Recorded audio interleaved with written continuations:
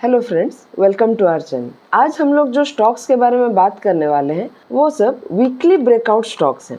ये स्टॉक्स में मुझे पैटर्न्स बहुत ही स्ट्रॉन्ग दिख रहे हैं, इसलिए मैं आप लोग के साथ डिस्कस करना चाहती हूँ। आज का हमारा पहला स्टॉक है बायोकॉन। हमारे दो व्यूअर्स ये सेम स्टॉक के बारे में जानना चाह रहे थे और उन्होंने हमें कमेंट में लिख के पूछा था। एक है कार्तिकेयन जी और दूसरे हैं रोहित यादव जी। आप दोनों का कमेंट मैंने देखा था और मुझे ये चार्ट का पैटर्न मुझे अच्छा भी लगा था, इसलिए हम लोग आज इसको डिस्कस कर रहे हैं।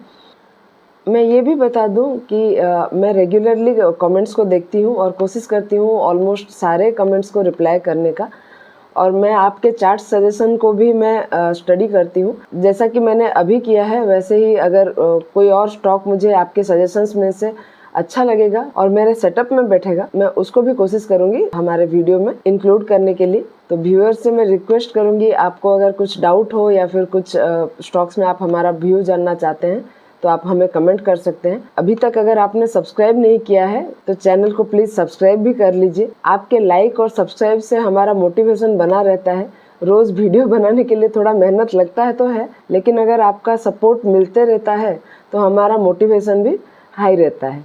चलिए बायोकॉन के बारे में बात कर लेते हैं। अभी हम लोग चार्ट के वीकली टाइम फ्रेम में हैं और आप देख सकते हैं मैंने जो यहाँ पे ये जोन ड्रॉ किया है, ये जोन को स्टॉक इस जगह पे रेजिस्टेंस की तरह ट्रीट कर रहा था और फिर स्टॉक में एक गैप अप आया और स्टॉक थोड़ा ये जो जोन हम देख रहे हैं यहाँ पे कंसोलिडेट करके फिर से नीचे आ गया और जो हमारा जोन था 215 के लेवल का, इसी को सपोर्ट लेके स्टॉक फिर से अपवर्ड मूवमेंट चालू किया और आप देखेंगे तो करीब 2020 में एक हाई बनाने के बाद और फिर जब स्टॉक डाउनवर्ड मूवमेंट कर रहा था तो इसी जोन के आसपास सपोर्ट लिया। और अगर हम यहाँ पे नोटिस करेंगे इस जगह पे सपोर्ट के ऊपर एक डबल बॉटम पैटर्न भी यहाँ पे बनाया।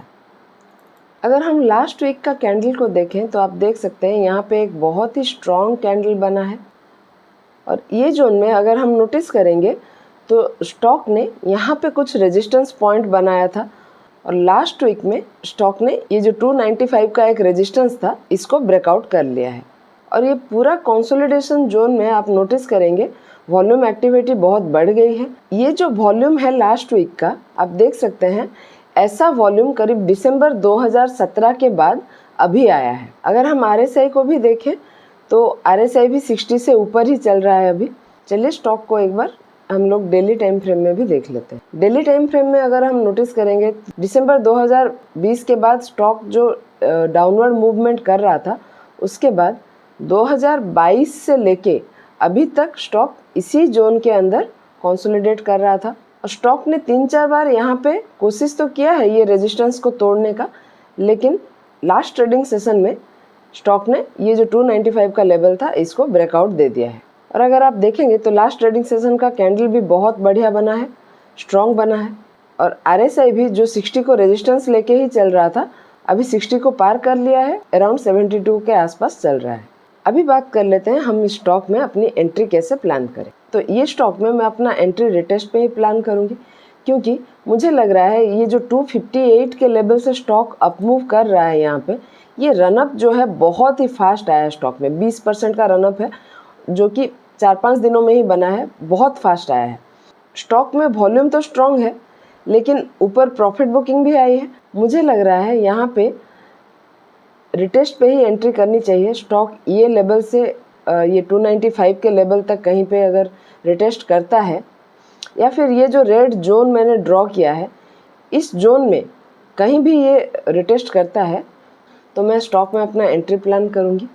यहाँ पे स्टॉप लॉस दो तरीके का हो सकता है। एक तो हमारा ये जो कैंडल बना है इसके नीचे 285 के लेवल के नीचे, और दूसरा ये जो हमारा स्विंग लो बन रहा था इसके नीचे जो कि 260 के लेवल के नीचे बन जाएगा। तो अगर आप अपना स्टॉप लॉस प्लान कर रहे हैं अपने रिस्क टेकिंग कैपेसिटी के हिसाब से प्लान कर लें।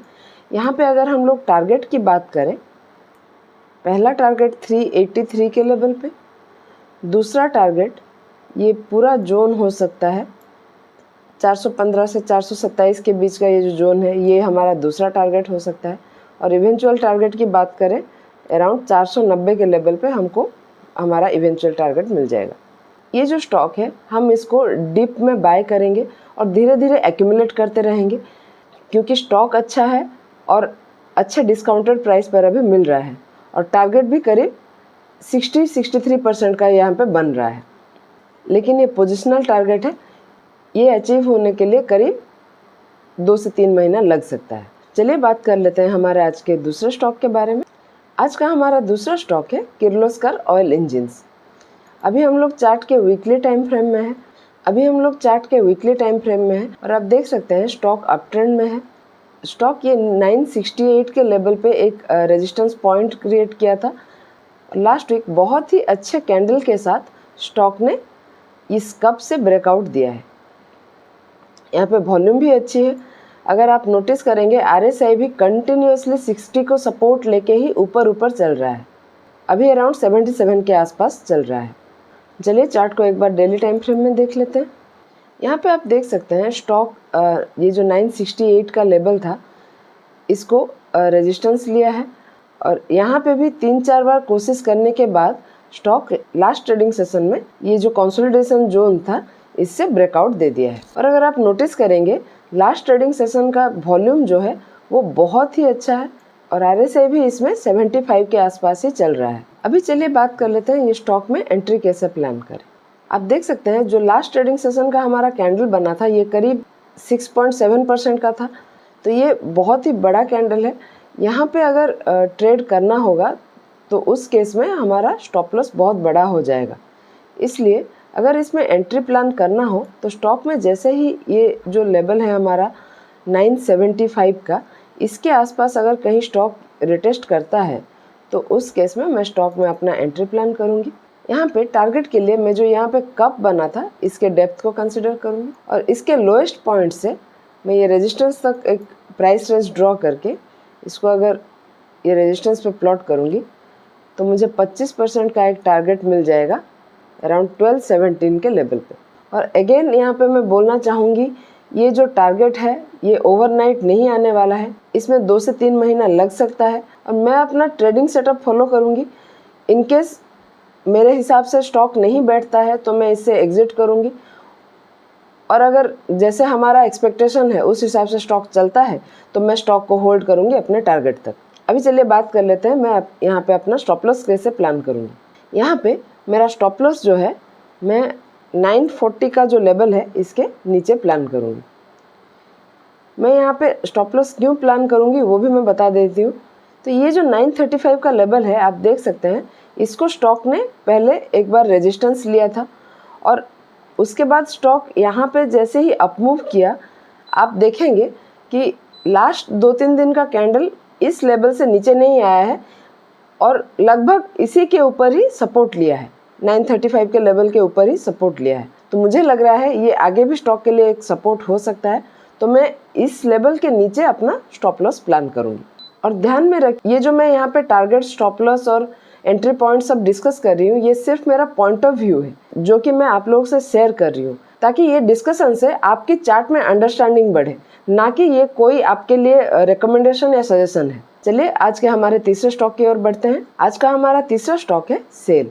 अभी हम लोग चार्ट के वीकली टाइम फ्रेम में हैं और आप देख सकते हैं स्टॉक में ये जो लाइन मैंने ड्रॉ किया है इसको स्टॉक एक रेजिस्टेंस की तरह ले रहा था और अगर हम यहाँ पे जूम करेंगे तो आप देखेंगे अभी भी स्टॉक ये जो लाइन था इसको रेजिस्टेंस की तरह ले रहा था और यहाँ पे जो मैंने एक जोन ड्रॉ किया है ये भी एक स्टॉक के लिए माइनर रेजिस्टेंस है। तो स्टॉक जैसे ही ये ट्रेंड लाइन को ब्रेकआउट करके ऊपर गया फिर से ये माइनर रेजिस्टेंस को फेस किया और वहीं से रेजिस्टेंस लेके वापस आया ट्रेंड लाइन तक और ट्रेंड लाइन के ऊपर सपोर्ट लेके अभी फिर से स्टॉक अपमूव कर रहा है।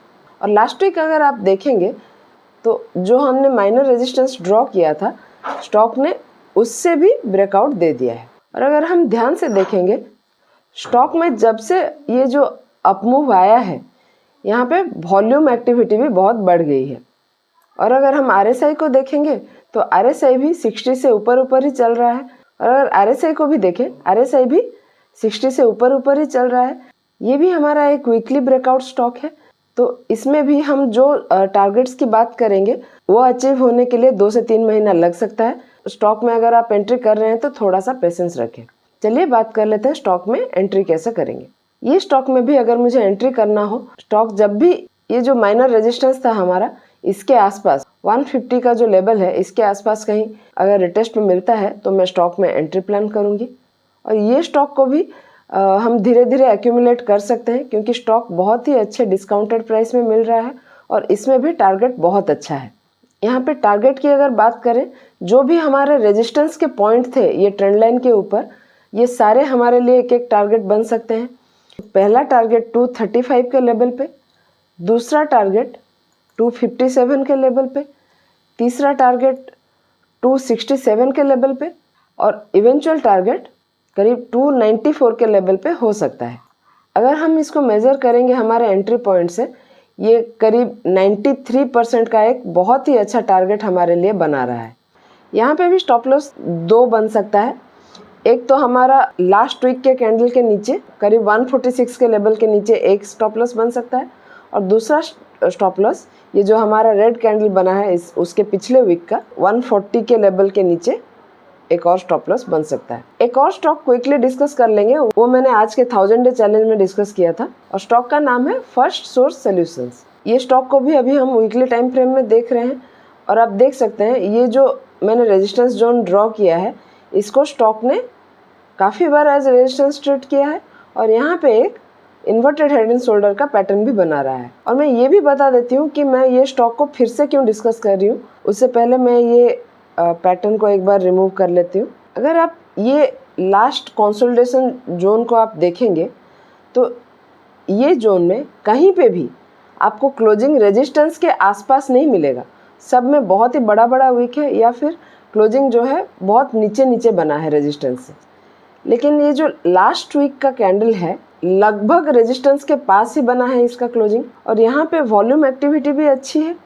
और RSI को भी देखेंगे तो RSI भी 60 से ऊपर ही चल रहा है। तो फिलहाल मुझे नहीं लग रहा है ये स्टॉक में एंट्री प्लान किया जा सकता है। जैसे ही स्टॉक में एक मूवमेंट आता है, ये अपवर्ड मूवमेंट आता है, स्टॉक ये 215 के लेवल पे रिटेस्ट करता है और वहाँ पे कुछ अच्छा बुलिश सिग्नल मुझे मिलता है तो मैं स्टॉक में एंट्री करूँगी। और यहाँ पे स्टॉप लॉस भी उसी समय प्लान होगा जब स्टॉक में एंट्री बनेगा, तो उस समय जो भी स्विंग लो बना होगा उसमें हम स्टॉप लॉस प्लान करेंगे। और इसमें भी करीब हमें 60% का एक अच्छा खासा टारगेट मिल रहा है 357 का लेवल पे, जो कि हमारा ये जो हेड एंड शोल्डर का पैटर्न बना था उसके हेड का जो ये डेप्थ था, इसी डेप्थ को हमने ऊपर प्लॉट किया है रेजिस्टेंस के लेवल पे। और ये हो गए हमारे आज के सारे स्टॉक्स। इनमें से 3 स्टॉक्स में वीकली ब्रेकआउट आ चुका है और लास्ट जो हमने डिस्कस किया ये स्टॉक में अभी मैं एक्सपेक्ट कर रही हूँ कि एक ब्रेकआउट आएगा। चारों ही बहुत ही कन्विंसिंग स्टॉक थे तो मैंने यहाँ पे डिस्कस किया है। अगर आपको भी कोई स्टॉक में अच्छा पैटर्न दिख रहा है तो आप हमें कमेंट में लिख के बता सकते हैं। मैं कोशिश करूँगी वो स्टॉक के बारे में भी कि अगर आपका सजेस्ट किया हुआ स्टॉक हमारे सेटअप में बैठे तो हम उसको भी वीडियो में इंक्लूड करने का कोशिश करेंगे। और ये जो हमने आज डिस्कस किया इसको आप एजुकेशन पर्पज़ से ही लें। ये सिर्फ मेरा पॉइंट ऑफ व्यू है जो मैं आप लोगों से शेयर कर रही हूँ। मैं यहाँ पे कोई भी स्टॉक की रिकमेंडेशन या सजेशन नहीं कर रही हूँ। तो आप कोई भी इन्वेस्टमेंट अगर कर रहे हैं अपने फाइनेंशियल एडवाइज़र से बात कर लें या फिर खुद की एनालिसिस खुद कर लें। वीडियो कैसा लगा हमें कमेंट में लिख के ज़रूर बताइए। अगर पसंद आया हो तो वीडियो को लाइक और चैनल को सब्सक्राइब करना बिल्कुल ना भूलें। ऐसे ही और टेक्निकल एनालिसिस वीडियो के साथ मिलते हैं अगले वीडियो में। Thank you.